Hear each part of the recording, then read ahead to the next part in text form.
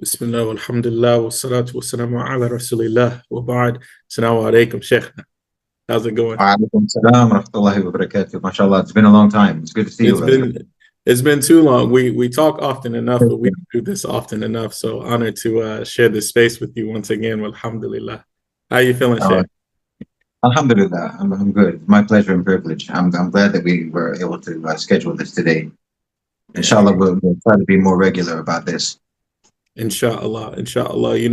You and I we've been talking a little bit over the past few weeks about just Black History Month as a whole. And before I get to some of the things I want to just sort of like bounce off of you and just engage in this dialogue, and I'd love to hear your most unfiltered thoughts on just hearing a concept like a Black History Month out loud.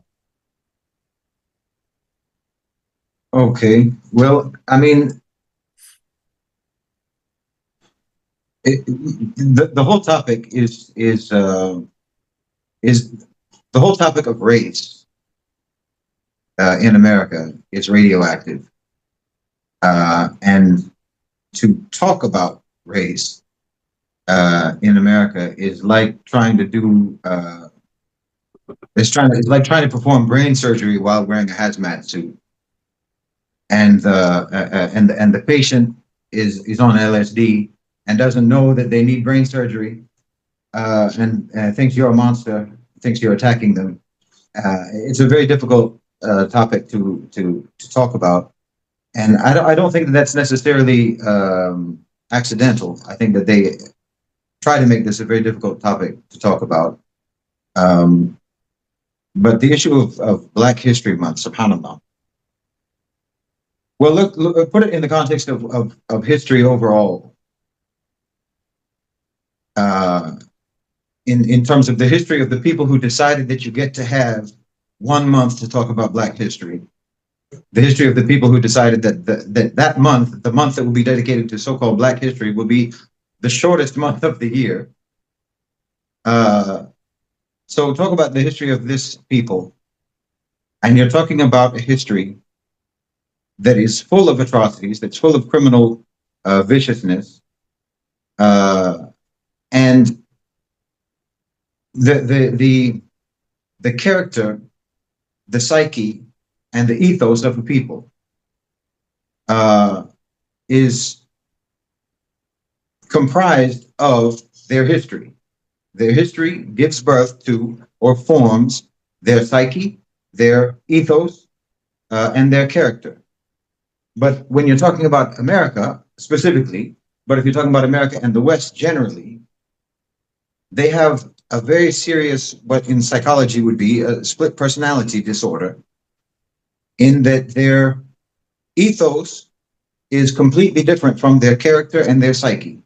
Mm. Their character and their psyche is the product of their history, but their ethos is not the product of their history directly. In other words, what I mean is their psyche and their character is genuinely the product of the atrocities that they've committed. It's genuinely the product of the criminal viciousness and brutality that they have inflicted on others, including each other. This actually exists in their psyche. This is a reality. The actual reality of their history does exist in their psyche and exists in their character, but the ethos that they have built has been built precisely for the purpose of denying that history. The ethos that they have built has been built precisely to cover up their deeds, to cover up and to hide their actions, and to deny their actions. So this has created a very fractured national psyche, a very fractured national identity, say, because the totality of your identity is like your character, your psyche, your ethos, and so forth, all of which is supposed to be congruent with your history. With other nations, their history is made of their deeds, it's made of their actions, what they learned from it, how they developed from that, how they were affected by that, and what kind of people they became as a result of all of that. That's for other nations. for the West, and especially for America, everything that made them who they are is denied. Mm. Therefore, also who they are, they deny. And one of the major factors of all of this, of course, is race. Specifically, well, not even race, but racism, white supremacy, and the dehumanization of so-called Black people, the dehumanization of Africans, and their treatment of them. This is all denied. And the worst thing you can do, if you're talking about it as on an individual level, if you anthropomorphize the nation, as I'm doing, the worst thing you can do to someone who has a split personality is to confront them about their condition, because they've built their whole way of coping in the world, their whole way of functioning in the world is based on these two elements of their identity never meeting, never Mm. being reconciled, always being compartmentalized. And what needs to happen is for it to be confronted. It needs to be reconciled. It needs to be dealt with. Uh, they're never willing to do that. So you look at this reality of who they are, what they've done, and how they have built their the psyche that they have, and then the ethos that they desperately need to maintain. Put all of that as the context for Black History Month, which is your obligation in Black History Month, because this is an obligation that is being put on Black people in Mm-hmm. America. This isn't an opportunity. This isn't a celebration. This is an obligation being put on Black people, that you will agree to contain the totality of your history in 28 days in February. And what you will talk about during those 28 days in February is not going to make us too uncomfortable. Mm. Your obligation is that you will go along with the maintenance of our fake ethos, which requires you to be very, very careful about what you say about our deeds and our actions and what actually our psyche is. And this is a manifestation of that psyche, of that dominating psyche, of that oppressive psyche that has built the whole, this dominating and oppressive psyche, that the ethos that they built is designed to deny and to pretend is not the case. The Mm. ethos that they built, of course, is not as oppressors, but as liberators, not as enslavers, but as saviors, Mm. as redeemers, not as punishers. The ethos that they built is the complete opposite of what their history shows they are and what they've been. And obviously, you can never change. You can never become even the aspirational ethos, because that's all you can call it. The American ethos is an aspirational ethos at best. That's giving them benefit of the doubt that they aspire to be liberators, they aspire to be redeemers, they aspire to be saviors, they aspire to be good and righteous and freedom loving and fighters for justice and so forth, defenders of rights and all of that. We can, benefit of the doubt, say that they aspire to be that. But when you are applying it to yourself as if you are that, and as if there's any evidence whatsoever that you are that, then you'll never be it. Mm. So even if it is an aspiration, if you're claiming that you have already achieved it, well, then you never will achieve it. But they put Black History Month, a parentheses in the year when the totality of the African American experience has to be contained within this 28 days, and it has to be palatable. And the whole purpose of it is actually to celebrate us for giving you Black History Month. It's disgusting. And the same goes for all of these, in my opinion anyway, my unqualified opinion, the federal holidays, like they just gave it to Juneteenth, I think last year or the year before. Yeah, within the past few years, it's become a federal holiday. Yeah, Federal holiday, right? yeah, yeah. Uh, MLK Day, Martin Luther King Day, and so on. To me, this is absolutely from again my opinion. This is absolutely grotesque. The federal government granting these holidays or establishing these holidays to me is like the killer coming to the funeral of the one whom he killed and giving flowers to the widow. No. Uh, that's what these holidays represent to me, in my opinion. Mm, And I'm always reminded when Black History Month comes along, or when there's Juneteenth, or when it's Martin Luther King Day, or what have you. I'm always reminded of that scene in 12 Years a Slave, where the slave master, the Michael Fassbender character, hmm arbitrarily in the middle of the night, drunk, decides to wake up all the slaves and bring them into the mansion, bring them into the plantation house, and have them dance. And they know that what's expected of them is to pretend to be happy, to celebrate, to dance as the master requires, so that he can feel that he's a very magnanimous, very generous, very beneficent master. And how dare they not have fun? How dare they not show their absolute rapture at the great generosity of mm, their great white master? Uh, and it's the most, in my opinion, it's the most grotesque form of oppression, where you're forcing someone not only to do something for your pleasure, for your enjoyment, and to make you feel good about yourself as an oppressor, but you also require them to smile while they're doing it.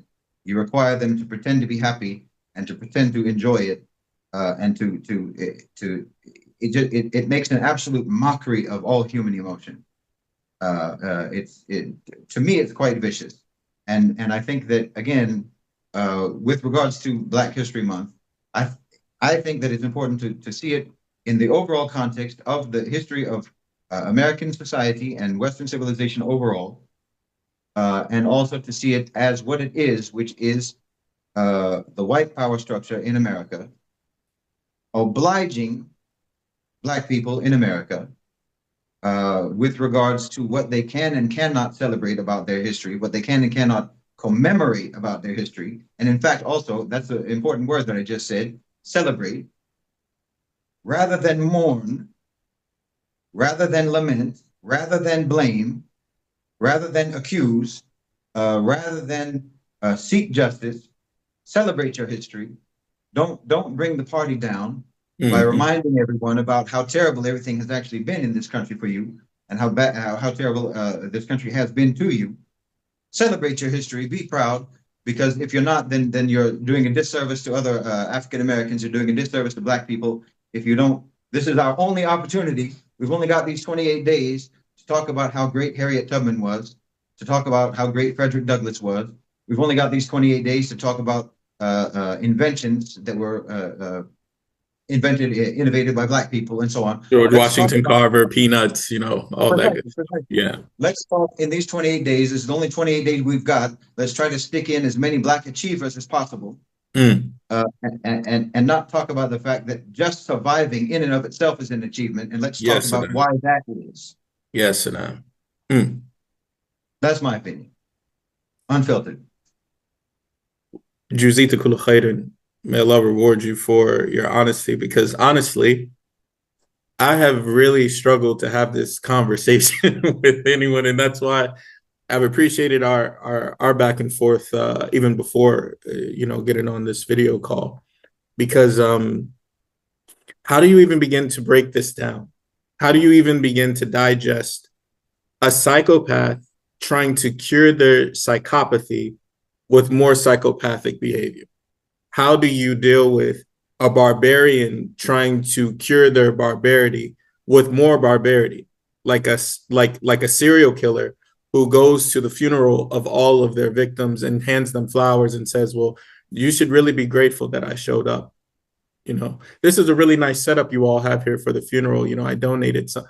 You're the reason that we have the funeral in the first place. It's Right. insane. uh, when we try to even quantify and describe blacks in America. You know, what we're talking about is dehumanization, delineation by the destruction of lineage, and disestablishmentarianism predicated upon racially implemented rules of law. I mean, where do you even begin? Where do you even start? Because people try to, or it's a Western thought that racism exists everywhere. Oh, even Muslims are racist. I met some Desis, I met some Arabs, and they're the most racist. Wallahi, thumma billahi, thumma tallahi.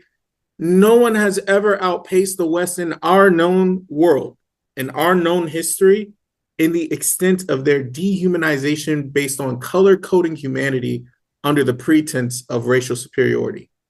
No one has ever done it in such a skewed and disgusting way by using race as the methodology for not understanding but misunderstanding the nature of people. It is a perpetuated form of thought unique to the West. You read what Immanuel Kant, one of the great Western thinkers, what he said about Black people.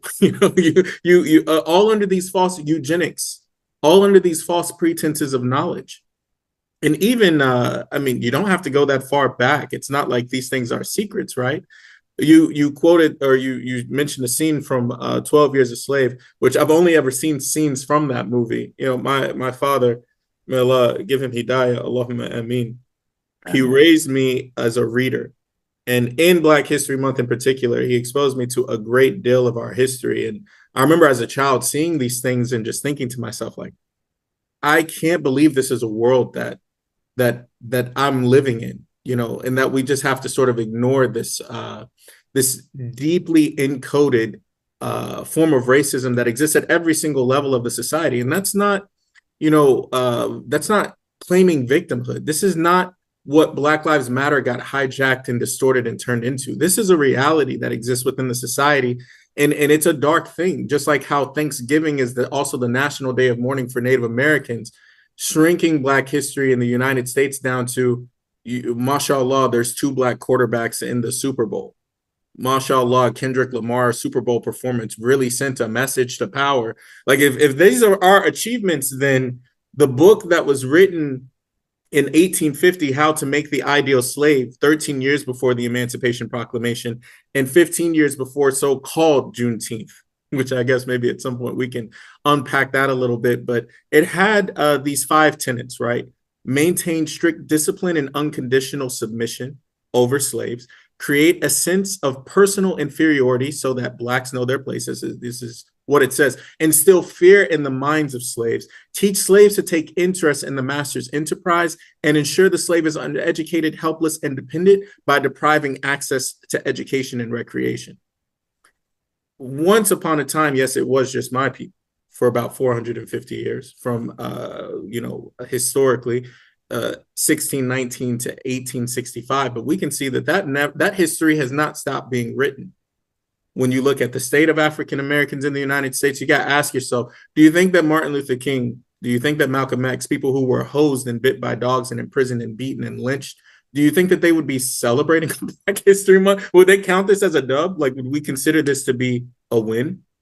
When I really start to think about it, like you said, it's really just sick at its core, and just being completely unfiltered about it. I think it's a shame when, whether you are a non-Muslim who has a good heart and sees the value in treating human beings as equal, or you are a Muslim and you know that it is a fundamental tenet in our religion that unsuriya and hizbiya and asabiya, like these forms of nationalism and racism and xenophobia and so on and so forth, has no place in faith, right? Whether you're on either side of that spectrum, addressing the issue of the barbaric and psychopathic racism indigenous to and perpetuated in a crazy way by the West is not going to be cured by taking the same means that they take to address race in the West.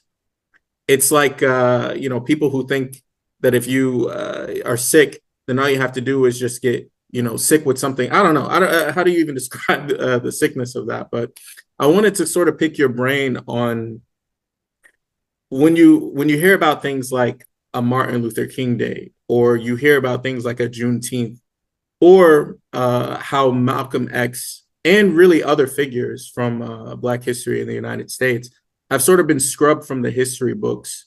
And as you also noted, like we use this 28-day window to sort of commemorate the palatable aspects of the history that we prefer.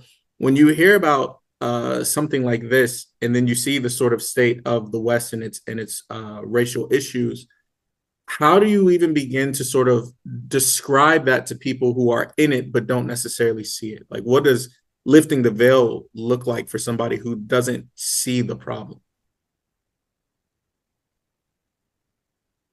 That's a very good question. How to lift the veil for someone who doesn't see the problem?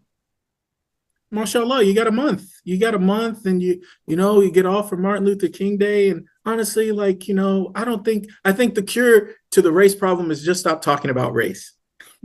Right. Yeah. Yeah, wouldn't that be nice? This is why I began by talking about you have to put all of this in the context of the split personality disorder that the West has and that America has. Mm. To understand that, like for example, what you're talking about, like a Martin Luther King Day or Juneteenth or Black History Month, and then the way that those holidays are, or rather, what sort of activities, what sort of commemorations are designated for those holidays. You're always told that this is empowering.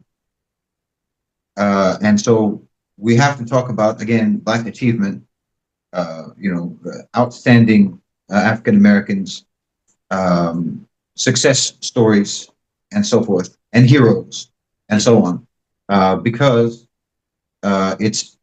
it's empowering and it's positive, and what the idea is that what Black people need, what African Americans need, what everybody needs is positivity. So let's not focus on the negative and what have you. But it's inescapable. Mm. Mm. The very fact that you have sandwiched this topic in, again, the shortest month of the year, uh, it demonstrates the extent to which this population remains contained, remains suppressed, remains repressed, remains marginalized, remains sidelined. And then, like I said, this is why it reminds me of that scene in the film. If you haven't seen the film, there's a scene where the slave master just, I can't remember what prompted him, or if anything prompted him. He just got drunk and decided to go into the slave quarters, and he wakes everyone up arbitrarily and forces them all to come into his mansion and do a dance, and pretend that we're all celebrating together or what have you. And don't you dare be negative. This is your opportunity to be positive. This is, don't bring down the mood. Just put on that party hat and eat some cake, and don't bring everybody down by talking about how terrible it is that you've got 28 days to talk about this. That's what these things mean. And how to make someone understand that, I don't really. Well, it would depend, I suppose, on whether you're talking about trying to make an African American understand that or a white person understand that in America.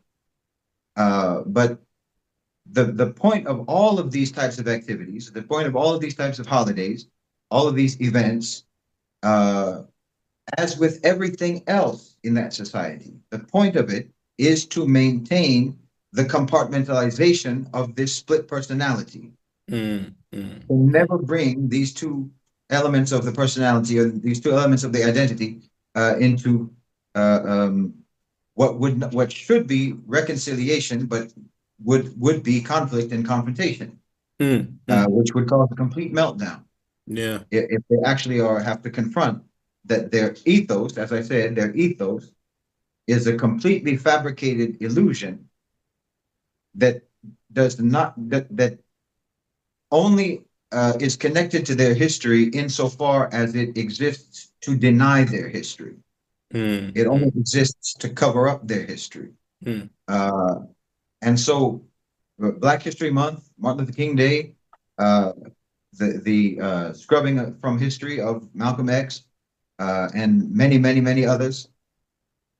All of this is for the same purpose.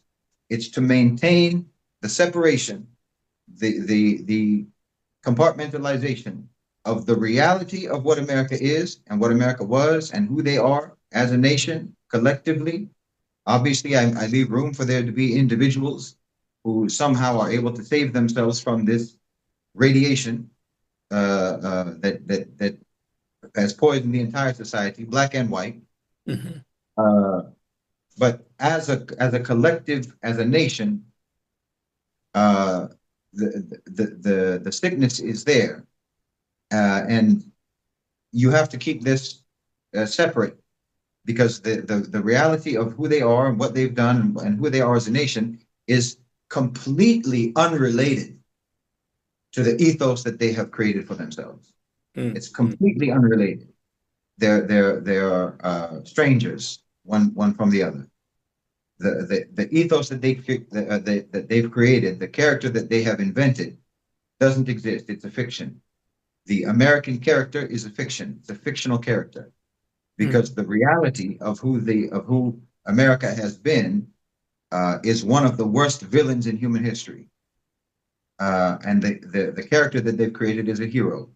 mm, mm, And so everything that they do, like a Black History Month or Martin Luther King Day or so on and so on, uh, the reason that that is established, the reason that it is given, and the way it is managed is for this purpose mm, to keep the ethos safe from the reality, to keep the fiction safe from the truth, mm. to never let the two meet, because if they meet, it would be a catastrophe. It'd be a psychological meltdown of the entire nation. When you characterize it as a split personality, and then you think about how tokenization is a tool of the West for minimization, tokenize blacks by giving them a month. Then in March is Women's History Month, right? And then you have Cinco de Mayo in May.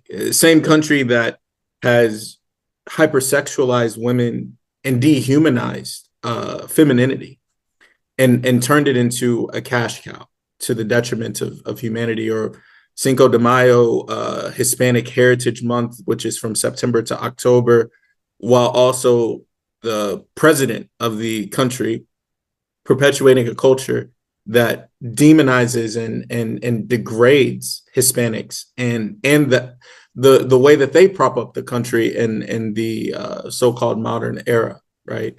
It's just such a continuation of, as the Prophet sallallahu alaihi wasallam described it, it's jahiliyyah. So when I hear this and I sort of, through Tawheed colored glasses, look at this, I can't help but think about how, first of all, at its fundamental core, this diminishing the nature of a person because of the nature of their creation is satanic. At its fundamental core, it is a satanic notion, as Allah tells us in the Quran, that when Shaitan, the devil himself, saw the creation of Adam, the first human being, he looked at his creation and he looked down on it. And when asked why he disobeyed the command of Allah with regards to Adam, he said, Ana khayrun minhu. I'm better than him. I'm better than him. And he didn't note his intellect. He didn't note anything else. He noted the difference in their creation. You made me from the edge of a smokeless flame, and you made him from dirt. How I'm built and how he's built is different, which is why the test of Shaitan to acknowledge Adam was where he failed, because of this internalized perception of greatness. So anyone who is looking at anyone within the creation with that same type of mindset is intrinsically adopting a satanic worldview. And who has pushed satanic worldviews better than the West? You know what I mean? Like, yeah, there will be people who have that jahiliyyah, as the Prophet sallallahu alaihi wasallam, that ignorance, as the Prophet, peace and blessings be upon him, described it. In the situation with Abu Dhar and Bilal, and he called him the son of a black woman, The Prophet ﷺ told Abu Dhar, you still have some of that jahiliyyah, some of that un-Islamic ignorance inside of you, that the knowledge of your creator and the knowledge of the purpose of life and the knowledge of the reality of the afterlife, of what happens when you die, is supposed to clean that out, But because of, as you also described it, because of the toxic radiation of Western colonization with regards to racism, it's like everyone sort of feels the shame that the pioneers of this thought process are supposed to have, but they don't have. So it's like you'll find du'at, you'll find people in dawah, like they want to acknowledge Black History Month, or you'll find African Americans, they want to make the most of Juneteenth, or you'll find allies in humanity who want to say Martin Luther King Day, if not for these efforts of these people during the Civil Rights Movement, none of us would have the world that we live in today. They want to, but it almost sort of reinforces that we're taking on guilt that belongs to someone else. Kind of like whenever you describe, in some of the videos about like Israel and things like this, like when you point all of this at a single group of people, you put it on the Jews and stuff. It's like you're taking the responsibility off of the West, who is really the hand behind the evil. And so, you meet some, and I'm just speaking from a position of being a Muslim or a revert who meets Muslims. I give the adhan and someone wants to come and be like, oh, mashallah, like Bilal. It's like, yeah, okay, I see what you did there. But that tokenism of blackness, I see what you're doing there. But Bilal, radiallahu anhu, was not just the black guy with the nice voice for the adhan. And we don't have to do to the Sahaba, radiallahu anhum, what the West does when they tokenize a LeBron James, or when they tokenize, but that's a good black man right there. That's a good black guy. That's a good slave. Like, we don't have to do that. We don't have to wait for two black quarterbacks to be in the Super Bowl, or Kendrick Lamar Super Bowl performance with all these black performers making up the flag. Or we don't need that to feel elevated, because the fact that our creator created us is a testament to what Allah tells us in Surah Isra, the 17th chapter of the Quran. Allah has honored the children of Adam. Allah has honored the children of Adam. And the Prophet, sallallahu alaihi wasallam, peace and blessings be upon him, in his khutbatul wida', in his final sermon, his farewell sermon to all the Muslims, he made it clear to us skin color is not what makes people superior. Allah tells us in the Quran, "Inna ja'alnakum ya ayyuhan nasu inna khalaqnakum min dhakarin wa untha wa ja'alnakum shu'uban wa qaba'ila lita'arafu." Allah tells us He created us, male and female, from different tribes and different nations, just to come together and get to know one another. The 49th chapter of the Quran. Inna akramakum indallahi atqakum. The one who is the most noble, the most honorable, the akram or akrama, is whoever has the most awareness of God's limits and lives by that. Whoever is muttaqi, whoever is a person of taqwa. And Allah knows this about us. And Allah alimun khabir. Allah is the most knowing and aware of this within us. But whenever the substance of a person has been reduced because of the nature of their skin, like, how depraved do you have to be to think that this is actually a thing? And so sometimes even, especially almost exclusively within the United States, you come across these things like, black people are poor because they don't work hard enough. And some people who adopt that colonized mindset that if it isn't white, it isn't right, that fair and lovely culture, they adopt this mindset too. Yeah, black people in America are this way because, they just don't work hard enough. Well, the truth is, that for 400 years, they weren't allowed any semblance of any type of education. And if they were caught reading, they would have their tongues cut out. And that's not an embellishment of history. This is a fact. And so when you see that 28% of Black Americans, Black men, have a higher chance of becoming felons, or they're 2 times more likely or 6 times more likely than white people to find themselves a victim of the prison industrial complex, it's a little bit more than just Black people are thugs and criminals and, just all gangsters. It's a little bit more than not working hard enough. Now we're talking about something systemic. How is it that for my entire life, Black people have been 13% of the American population? I guess the number doesn't go up.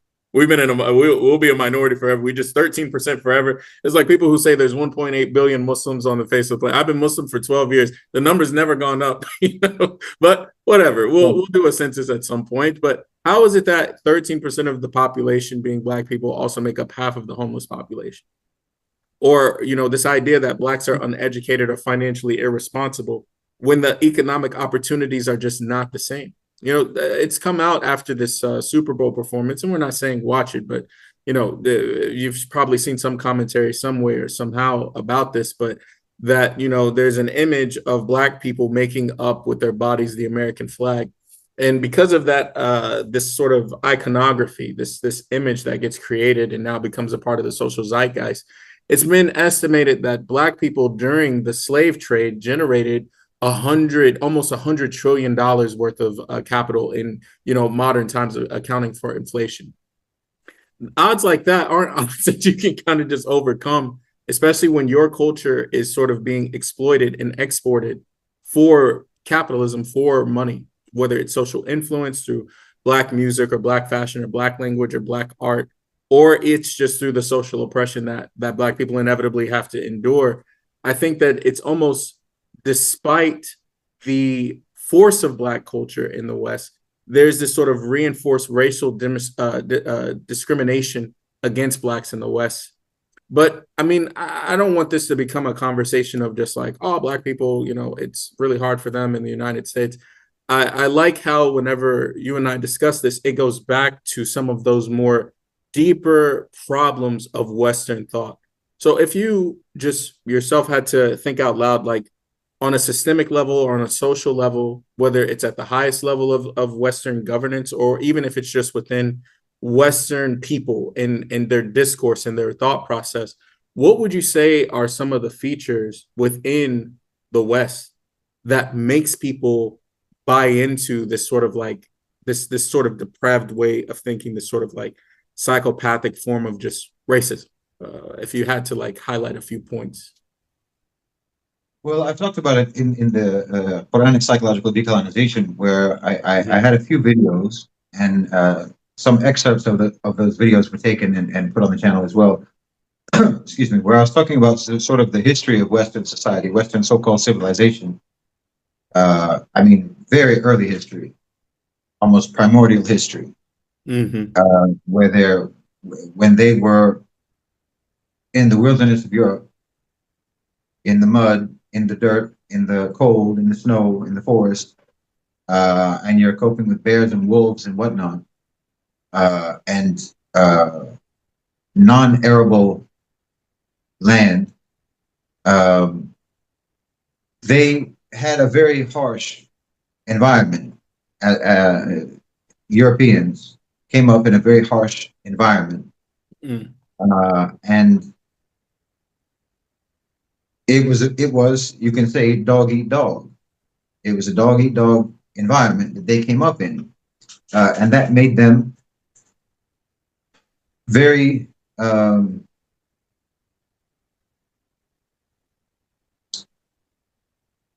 it's probably fair to say nihilistic, Mm. nihilistically materialist, in that the ultimate value is having resources. That's the ultimate most important thing. Everything else is extra. Mm. And you see this even when they come up with that, what do they call the Maslow hierarchy? The Yeah. Maslow hierarchy of needs. Yeah. That basically, which a translation of that. I mean, it all sounds very good, as everything that they say always sounds good until you sort of, like an onion, peel it and find Mm-hmm. out it peels so many times that there's nothing left of it. Mm. Once you peel everything away, there's nothing left. Mm. Uh, the Maslow's hierarchy is basically that morality is a luxury. Is what is the bottom line of Maslow's hierarchy of needs, which is that first you have to have all of your basic needs met, and so on and so on and so on, and then once you're perfectly comfortable and fine, then you can prioritize morality and principles and values and so forth. Mm-hmm. Uh, and again, as always, they apply this as if it's universal. Mm. Well, no, this is distinct of you people. This is distinct of your society and your so-called civilization, your history. Uh, there are people who have nothing, and the last thing they would do is violate their principles. Yes. There are people who are starving to death, and the last thing that they would do is violate their values. Mm. You see it right now in Gaza. You see it all over the world. In fact, it's not even only Muslims. You see it all Mm. over the world. in civilizations and cultures all around the world where your honor, your word, your morality, your nobility, your decency is actually more important than eating. Mm. There are people like that. There are whole cultures like that. Uh, but in the West, you get to be like that once you've got all of your needs met. So Mm. the morality and the values and the principles is always it's a decoration. This is how their so-called civilization came up. This is what they were raised on. This is how they grew. This is how they evolved, for lack of a better word. And so they never had a proper way of assigning value. And then when they interact with non-Europeans, with non-Westerners, and they see people who have civilization, they see people who have culture, they see people who actually have internalized, deeply internalized and integrated value systems. Uh, they have to find some kind of way to uh, either find fault with those people or find some way of establishing their value Mm. in Mm. a new paradigm that challenges their worldview. Because now you're not in your European bubble, you're not in your Western bubble, where it's might makes right because might gets you the value, the The need. resources. Yeah. Yeah. This is why might makes right, because it acquires the resources. Uh, but then you see that there are people in the world who don't operate like that. So you have to now that challenges your whole concept. You have to find some other kind of way, and more importantly, you're still the same. This is what I mean about the ethos is one thing and the psyche is the other, because the psyche is the same. It's the same primitive, savage psyche that it has always been. Mm. And the ethos that they created has been the result of their interactions with others who don't have that psyche. Just like with a psychopath. I've Mm. talked about this before. Just like a psychopath who doesn't have empathy, or anyway has very, very little empathy, and doesn't actually understand human emotions. He doesn't feel them, so he doesn't understand them, but he observes them and then he imitates them. Mm. It's just like one of those predatory animal that is able to make the same sort of a sound Mm. that the prey makes, so that it can draw the prey to him, so he Uh-huh. can eat. Mm. This is like what they do. So they learn that other people in the world value things. They have value. They value morality. They value chastity. They value honesty. They value fairness, and so on and so on and so on. They value peace and harmony and so forth. So they learned the language of that, but their Mm. psyche never changed. They learned how to imitate all of that. Okay, so all of this comes down to you have never learned how to properly assign value. Mm.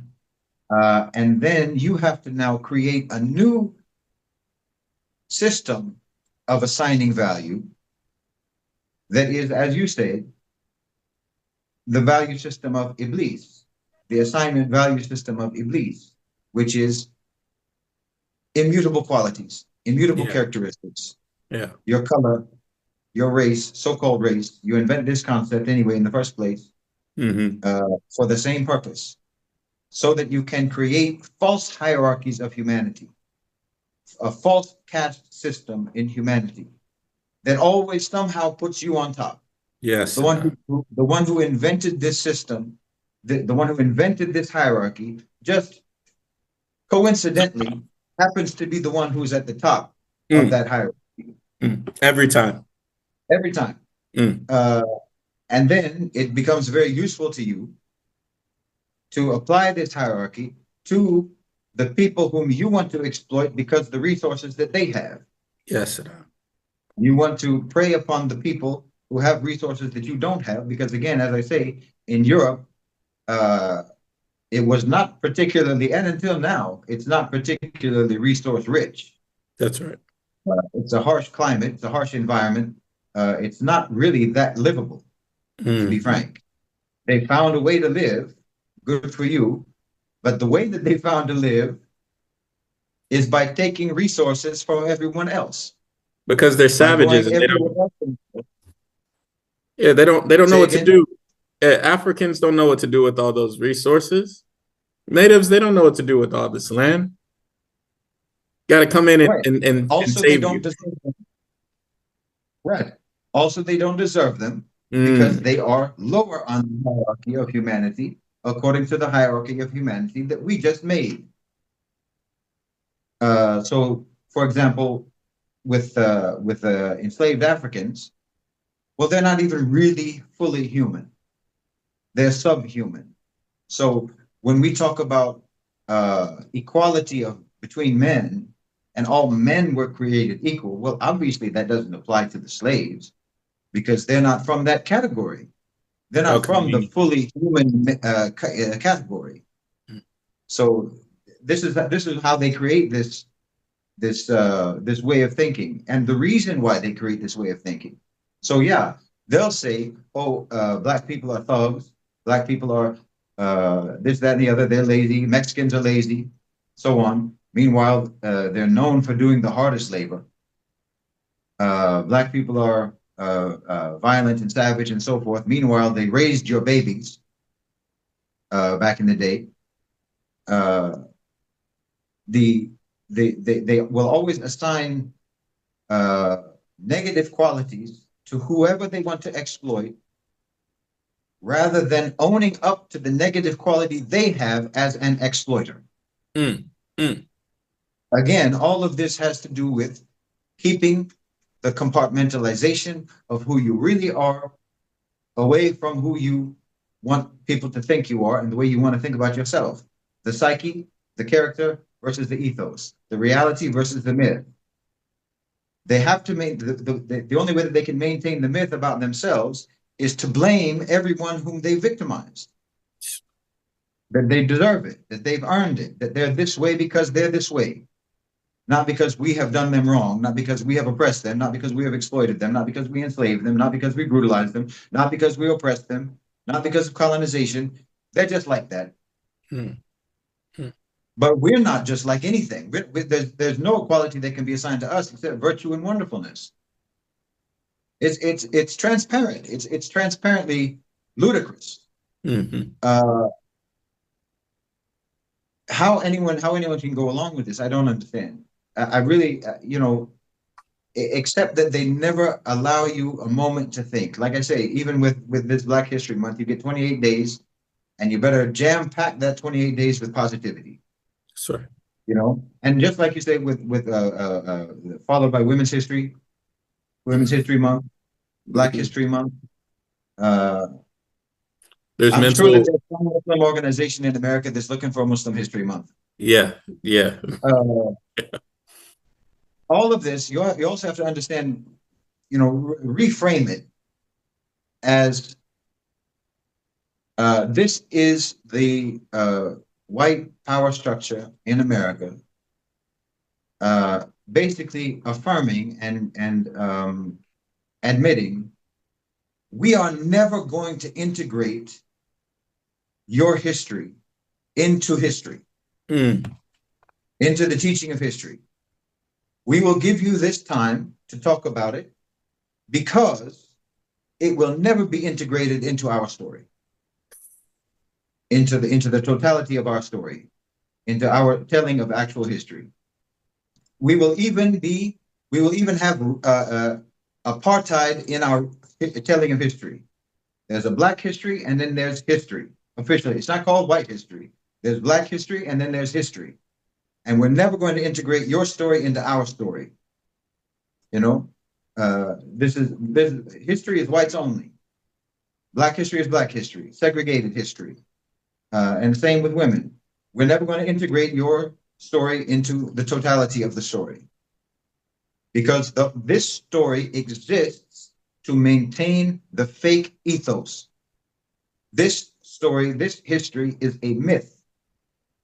And in that myth, you have no role mm, because your actual role in reality, in the reality of the history of what we have done, destroys the myth. mm, mm, So you mm. can't be in there. You can't be in the history that we tell, but we'll give you a month to talk about your history. But that's just a way of saying you're never going to be in the total history that we talk about. So the whole purpose is to maintain this segregation of the American narrative. Mhm. Mhm. It's really dark. It's really dark when you paint the full picture and you look at it for what it is.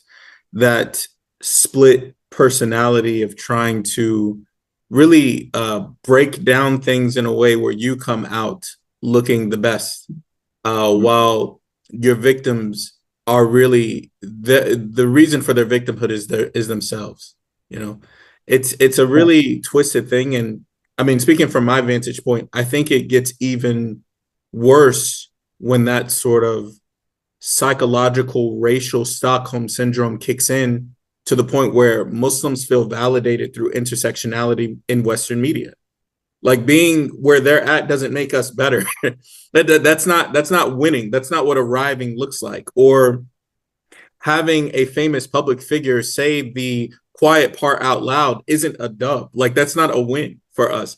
That's just a testament to just how pervasive the problem is.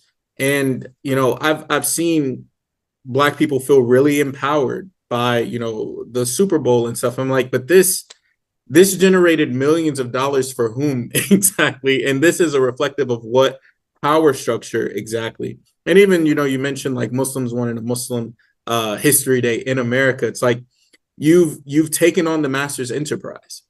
You've it's almost in a lot of ways it's like the worst thing you could do is end up a federal holiday. Like you don't want to end up a federal holiday. It's like an indictment.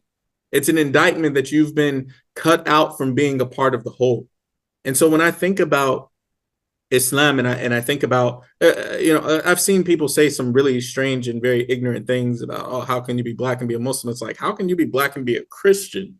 you know like how what kind of critical thinking is that? But let's just put that to the side. When I think about the way the Prophet Muhammad sallallahu alaihi wasallam really elevated the merit of people regardless of their skin color, and how that is the prophetic practice. That is Quranic decolonization. We don't need to call out Luqman being Black to feel validated as Black people. We don't need to, stop at Bilal and say, look, the Black Sahabi. Like, we don't need to point out Sahih hadith of Musa being brown skinned and Isa being red skinned and Adam in Arabic meaning jet black. Or like, we don't need that to feel validated, because the only reason why we would even use that vernacular is because we're adopting the rhetoric of the people who made this a problem in the first place.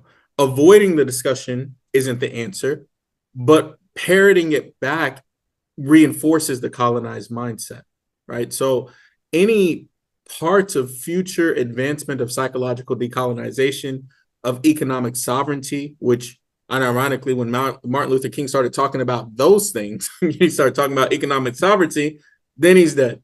We start talking about, accountability. Like you have an Article 6 campaign as a means of pushing accountability. When Malcolm X starts talking about bringing charges against the United States, then next thing you know, he ends up dead. Rahimahullah, But when we start talking about that United States accountability with efforts like Article 6 or psychological decolonization, by really sort of taking these things that are features of the West and just calling it what it is. This is barbarity. This is psychopathy. This is a split personality. This is not functional. It's not sustainable. And these features within the ethos and the mindset of the West as a whole is the reason why it was always doomed to fail in the first place. And then pointing that at corporate democratization, which is a part of the systematic infrastructures that reinforce those racial extremes of racism, requires all of us, regardless of where we're at in life, regardless of the things that we see in the world, we have to, in our own ways, go beyond Black History Month. Just like how people have to go beyond Palestine merch. You have to go beyond just saying, I'm not going to go to Starbucks anymore. We have to go beyond those little boxes that we find ourselves getting put in and saying, hey, it's okay. You can play in this little circle right here. Just stay right here. I don't know if you've seen this, and maybe it's because I don't have any social media. I only am exposed to what is shared with me, but I've seen like some these clips of people at protests just being asked outright, what are you protesting? And they can't string together a full thought to articulate what it is. It's just like a reaction. It's just an emotional reaction. Something wrong is happening. It's like, no, we have to go beyond just saying that there's a need for highlighting so-called minorities, for highlighting women's history in the United States, for highlighting Hispanic heritage, for highlighting the what happened to natives in this country. We have to go beyond that. We have to go beyond these empty gestures and find ways to be the change. And as a Muslim, I'm called to by God to be the change, not just do lip service, but to actually move my hands and move my tongue and move my feet to try to advocate for some semblance of change that goes beyond empty gestures. And I feel like conversations like this are certainly a good step in the right direction. So I appreciate your time, Sheikh, and I appreciate you engaging in this discussion with me. Far be it from me to cut you off. If you had any closing thoughts, we would love to hear it. I mean, I have to say, this is an area where you and I have a difference Sure.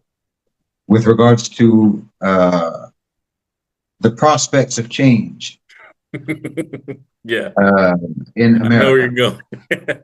Yes. Uh, there's only one prospect for change, only Sure. one in America. There is Mm, only one prospect for change, and that is Islam. That's mm, the only prospect for change. There is nothing at all, zero, that is contained within the cultural civilizational toolbox of that society that can fix it. There is nothing. Everything that's in their toolbox will only make the situation worse. And every time they go into their toolbox, they do only make the situation worse. absolutely. There's the only thing that can resolve this problem is Islam, Mm, and we're not in disagreement about that. sure. But we're in disagreement about the viability of that happening, Yeah, the feasibility of that happening. sure. And I'll tell you, I don't know if we'll include this in the video or not, but Keep it in. I'll tell you, there's something wrong with this people. Mm, There mm, is something wrong with this people. mm, And wallahi, I feel, and again, no one should misunderstand me. Every individual can come to Islam. Every individual heart can be guided by Allah subhanahu wa ta'ala. But as a so-called civilization, as a collective, wallahi, there's something very wrong with these people. mm, mm. That's different. You have some American exceptionalism, but it has nothing to do with the exceptionalism in the things that you think you're exceptional in. You Mhm. are absolutely exceptional in your misguidance and your stubbornness against guidance. You're Mm, absolutely exceptional. I don't know of a people like this. mm. And I'm not just talking about Americans, I'm talking about the West generally. The West, yeah, yeah. The Muslims had control over Spain for centuries.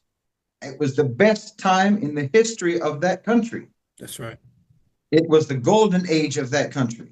That's right. It made that country beautiful and important and enlightened, and it was a guiding light for the whole continent. That's right. And their response to that was to drive the Muslims out. Snuff There's it something out. wrong with these people. Yeah. There's something wrong with these people.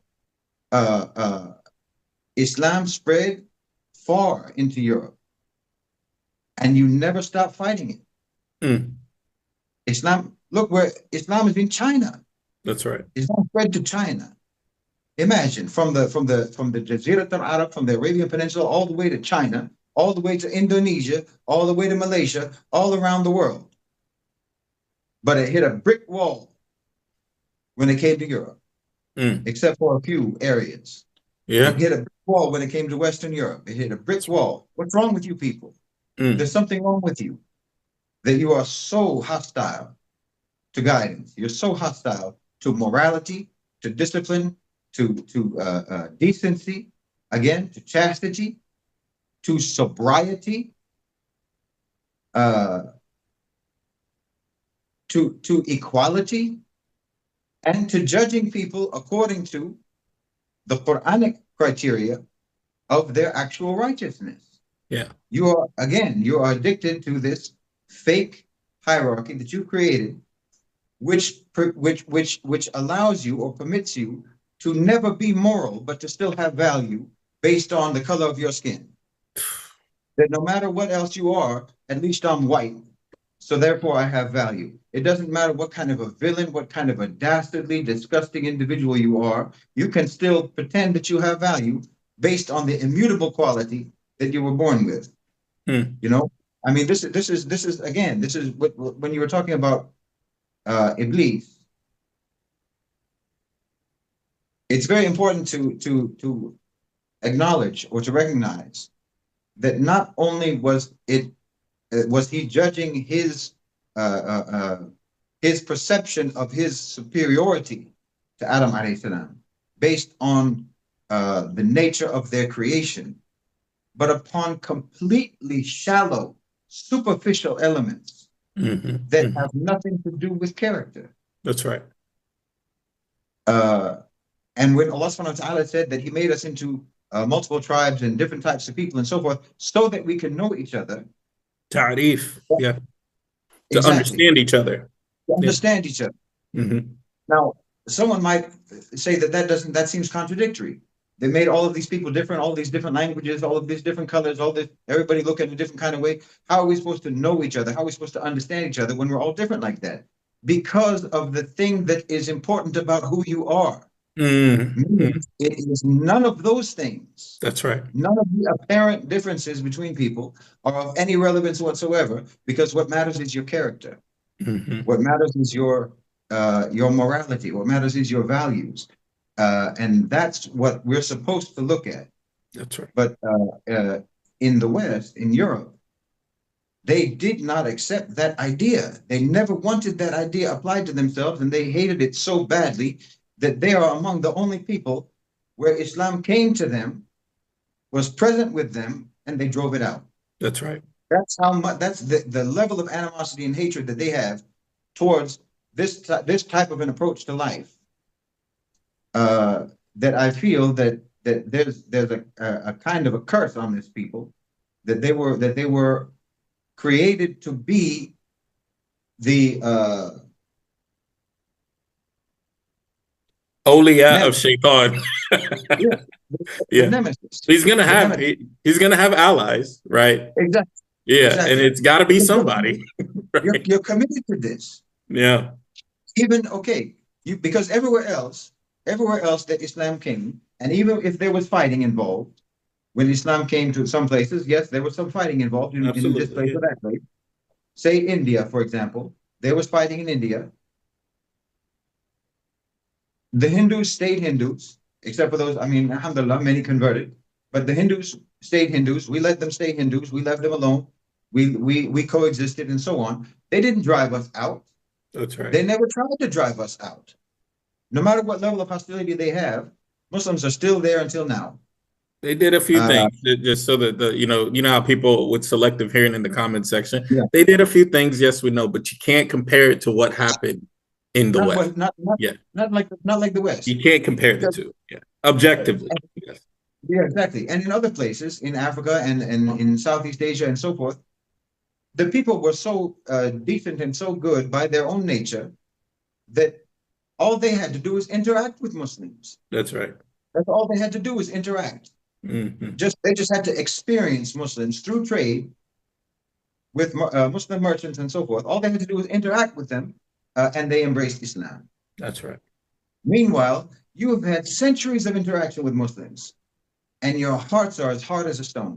That's right. Nothing can enter you, enter your heart, except for hatred and vilification of Islam. Mm-hmm. This is a different kind of people. Well, they're different kind of people. I mean, even you get into Russia, you've got Chechnya, you've got Dagestan, you've got Russia, you've got Muslims there. There's a very large Muslim population in Russia. Still, But yeah, yeah, yeah, but the Muslim population in Western Europe is by the mercy of Allah, and only Allah knows why, mercy on these people through immigration. that's right. Yeah, That's the only reason that you've got Muslims in Western Europe, and the only reason you've got Muslims in America is through Yeah. immigration and now, alhamdulillah, conversion. Yeah. Yeah. But you're supposed to have, if you people had any sense, if Allah knew of any decency in your home, in your civilization, you would have been Muslim for centuries. At least you would have had Muslim populations there for Yeah. centuries, Yeah. like everywhere else in the world. Yeah. Yep. You're different. You're a Yeah. different kind of people. You know, You have a Chef, community, you know? اتفضل. No. I'm just saying that they have a commitment to their kufr. Kufr. Yeah. They have an absolute commitment to their kufr. And this makes it extremely difficult to ever get through to them Yeah. on a collective level, on a societal, so-called civilizational level. On an individual level, of course you can, because everyone is suffering from that. Because everyone is miserable from that. That kufr, it's a miserable state of living. It's a miserable place to be. I mean, just like in America, when we began by talking, I was saying that the issue of race, people can't even talk about it. That's miserable. That's a miserable place to be, because you could be a white person in America and not be a racist, but you probably can't even find a way to talk about race without sounding like a racist. No, they can't. You know, They can't. And people because who are colonized with that mindset, they do this. They also mirror the same tendencies for sure. right. And I mean, because there's so many sick things about that. Wallahi, I can go on and on. There's so many sick things about that society, that so-called civilization. They have, wallahi, by their existence, they have dropped the IQ level of the planet. They've skewed the You're IQ not level wrong. of the planet. Yes, and In terms of what they have contributed is to they messed with the numbers mm. of humanity's IQ level. Well, you know, they And would. they do it deliberately. They do it deliberately and calculatedly. That you know, we've talked about this before, also at least in the chat. And this is Sure. one of the reasons for anyone who's watching. This is one of the reasons, actually, one of the reasons why Brother Tarabi and I don't do more videos, because we talk all the time. And then it feels like we've already sorted things out. It feels like we've already dealt with issues. So it seems like redundant to do a video, but we really should do most of our conversations. We should just do videos instead. Bismillah. I'm at your service. Then, of course, there's also the time difference, because he's over there in that wonderful country. Land of the free.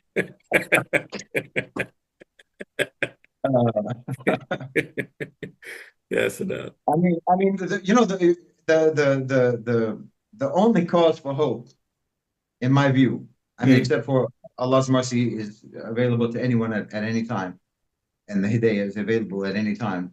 mm-hmm. The cause for hope is that particular qawm is themselves going extinct. That particular qawm is going extinct. And they want it. They even want this for themselves.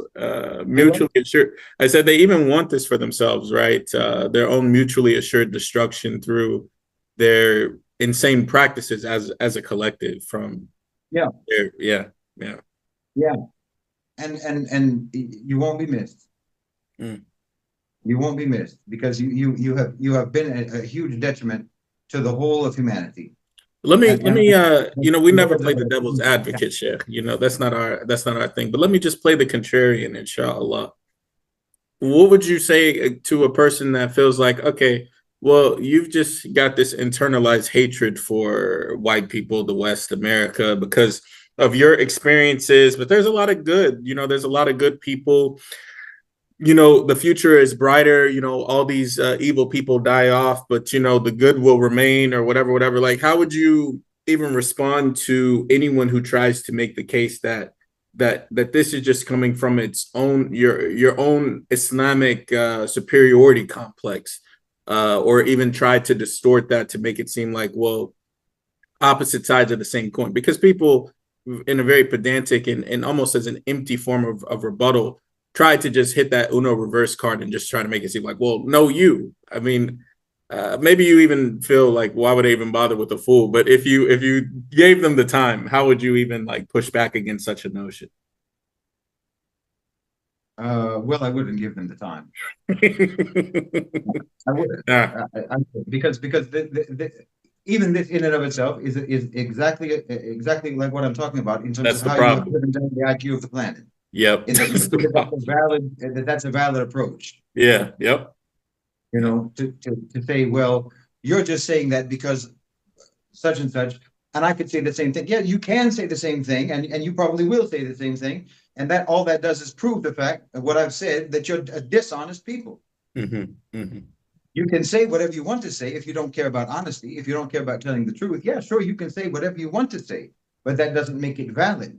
That doesn't make it legitimate. That doesn't make it authentic. That doesn't make it true. Uh, but yeah, you can say whatever you want to say, Hmm. which is all you have ever done anyway. This is all that so-called civilization has ever done anyway. They just Conjecture. say whatever they want to say, Yep. regardless of what the truth is. And in fact, Yeah. it's not regardless of what the truth is. It's specifically to In hide what the spite of truth it. is. Yep. In spite of it. Yeah. Yeah. We've talked about this before, and not to keep you longer than I already have, but when I first met you, I told you I am at my core an eschatological pragmatist, right? Very much I love consumed that with term, by the way. I've always loved that term. MashaAllah. Alhamdulillah. This is my aslan. Like, this is who I am at my fundamental core, regardless of my feelings or my preferences or anything. However, I can maximize my akhirah. I feel like it's a very beautiful exchange, and I'm willing to go there. I even tell some of my students in the leadership class, like, look, they'll kill me, they'll put me in prison, but if you're a few shades lighter, then get the message out there. You know what I'm saying? So I mean, even just accepting, like, the Malcolm X's of the world tend to get X'd out, but the impact that they leave on history is etched by Allah's will. I do think like this, and I understand that there is a certain risk with trying to give the truth to these people. As someone who lives in the United States, I'll tell you, and I don't mind sharing this because I don't even consider it to be like bragging. I consider it to be like, in spite of myself and in spite of people. Well, alhamdulillah, since becoming Muslim, maybe somewhere in the ballpark of like 7,000 shahadas or something like that. It's like a drop in the Allah. bucket compared Allah. to how many people have rejected the number. So if I tell you 7,000 have accepted shahada through our efforts and means, and directly and through presentations, or like, yeah, but for every one person, I mean, 3, 5, 7, 8, 10 heard the same thing and just said no. So I definitely agree that, I mean, what you're saying is what Allah said. إن الذين كفروا سواء عليهم أنذرتهم أم لم تنذرهم لا يؤمنون. They're not, it doesn't matter. The people who disbelieve, it doesn't matter what you say, it's all the same to them. If you warn them, if you don't warn them, they will never ever believe. ولو علم الله فيهم خيرا لأسمعهم ولو أسمعهم. Like, if Allah knew that there was any good in them, then Allah would have made them hear, but they don't hear, right? And these are people who are mu'ridun. They will continuously turn away. This is just their nature. وَمَا يُؤْمِنُ أَكْثَرُهُمْ بِاللَّهِ إِلَّا وَهُمْ مُشْرِكُونَ. Most people will never even be able to believe in Allah except that they do shirk with Allah. They can't have a solid image in their mind of belief in God alone without partners. They have to add a Trinity. They have to add a Son of God. They have to add a blood sacrifice. They have to add a pantheon. They have to add something. They can't even bring themselves to acknowledge the nature of their own creation and their relationship with their creator.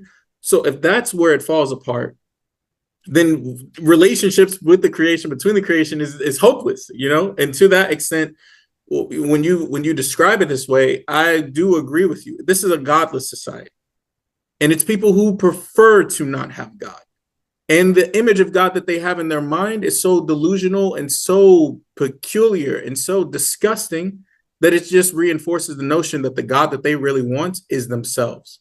It's taghut at its highest level. It's self-worship. ألم أعهد إليكم يا بني آدم ألا تعبدوا الشيطان إنه لكم عدو مبين. Allah tells us in the Quran, O children of Adam, don't worship the devil. He is to you a clear enemy. These are people who have taken shaitan as their best friend. And that's the culture.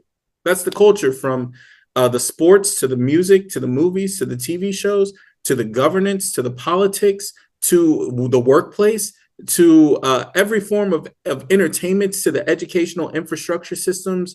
It's all self-worship and worship of the devil.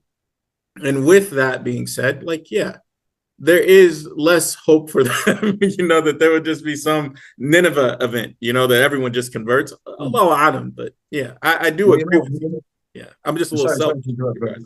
No, تفضل. but I think the only other scenario that I think could save them, and this is feasible, in my Sure. opinion, this is feasible, would be a history repeating itself like the Mecca, where you have a lot of people who just see, well, this is the way the wind is blowing.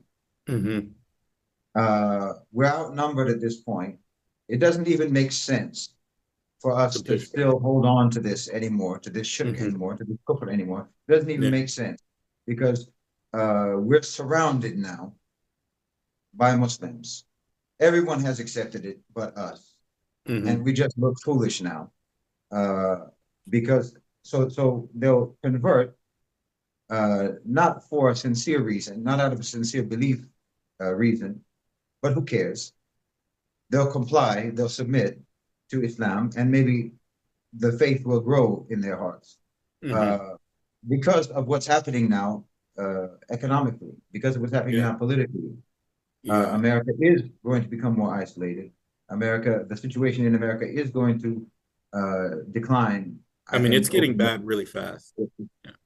Yeah, but you still have seen nothing yet, I'm afraid. True. Um, that by the year 2100, say, Mm-hmm. uh, I could see there being something like a mass conversion, even if it's over the course of, you know, we're, over that, we'll say, I'll put it this way, over the next, what are we, 2025? So over the next 75 years, Sure. we will see mass conversions in America. We will see mass conversion in the West in slow motion over the course of generations. Mm-hmm. Mm-hmm. Mm-hmm.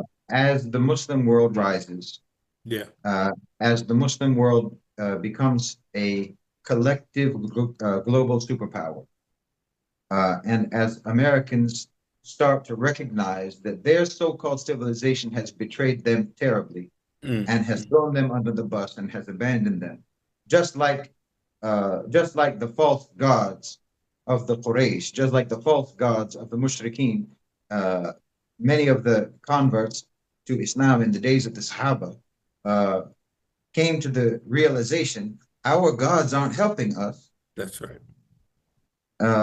Even what was it? It was Abu Jahl, wasn't it? Who said at Badr, if the God of Muhammad is true, then let them win.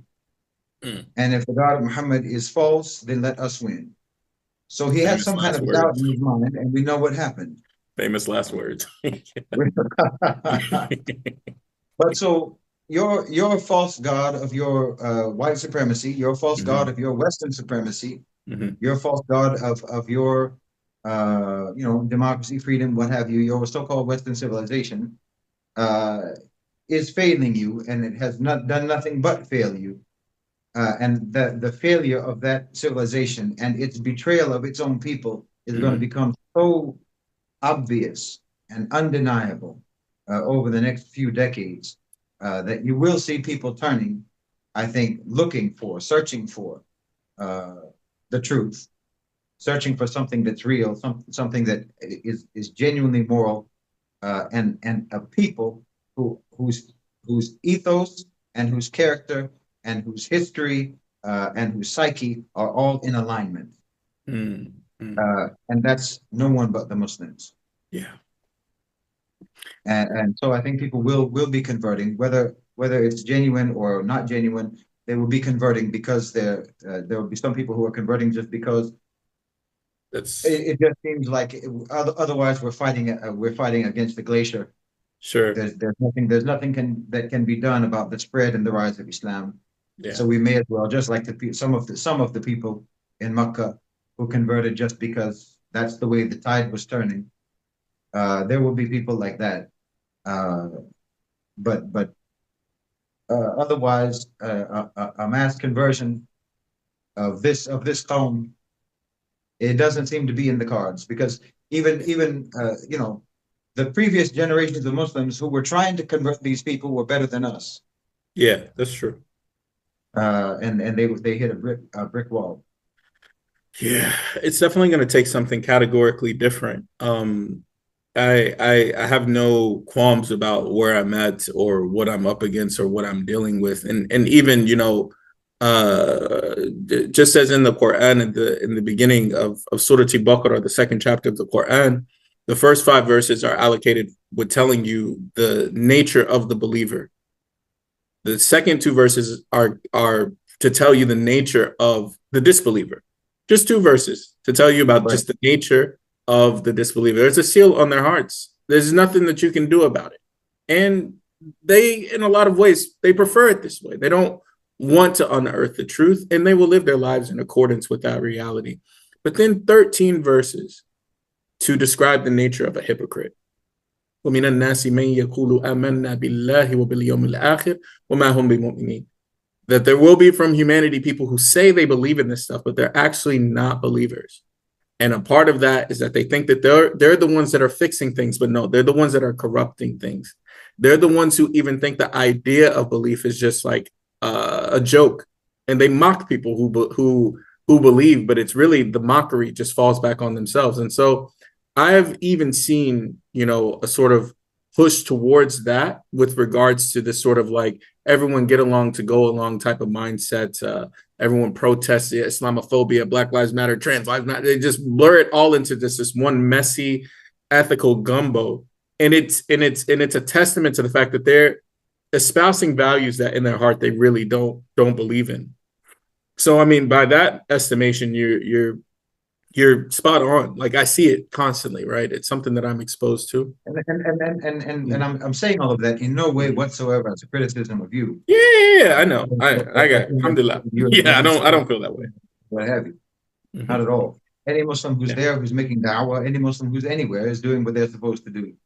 Uh, uh, uh, the criticism is exclusively for those people. Sure. Well, I mean, with that being said, we would close with a happy Black History Month, but we'll be happy when Black History Month is just history. We'll be happy when Black History Month is history, and we ask Allah to really open our hearts to the truth and give us the strength to follow it and to see falsehood as falsehood, and to give us the strength to avoid it. And I ask Allah to reward you for giving us this time, and to all of the listeners who made it to the end of this recording. We appreciate your time and look forward to next time. Assalamu alaikum. Inshallah soon, inshallah. Jazakallah khair, brother. Yeah. It's very good. Thank you so much. Yalla, assalamu alaikum wa rahmatullahi wa barakatuh. Alaikum salam wa rahmatullahi wa barakatuh.